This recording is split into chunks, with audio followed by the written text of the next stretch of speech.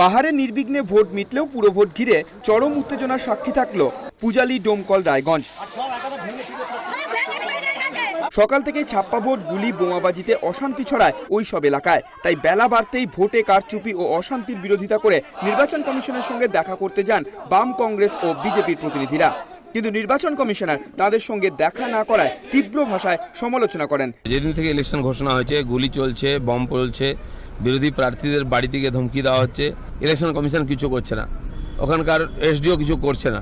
যিনি আমাদের অ্যাপয়েন্টমেন্ট দিয়ে সেই অ্যাপয়েন্টমেন্ট থেকে কুকুরের মতন ল্যাজ তুলে পালিয়ে যান, এরকম কমিশনের এর আগে দেখি। বিজেপির অভিযোগ, গণতন্ত্রের গলা টিপে নির্বাচনে জেতার প্রক্রিয়া চালাচ্ছে শাসক দল। ভোটে আগাম অশান্তির আশঙ্কার কথা জানানো সত্ত্বেও নির্বাচন কমিশনের তরফে তেমন কোনো উদ্যোগ নেওয়া হয়নি। তাই পুরো ভোটে দফায় দফায় অশান্তি দেখতে হলো রাজ্যবাসীকে। যশবন্ত বিশ্বাস ও তাপস ঘোষের রিপোর্ট, এএনএম নিউজ।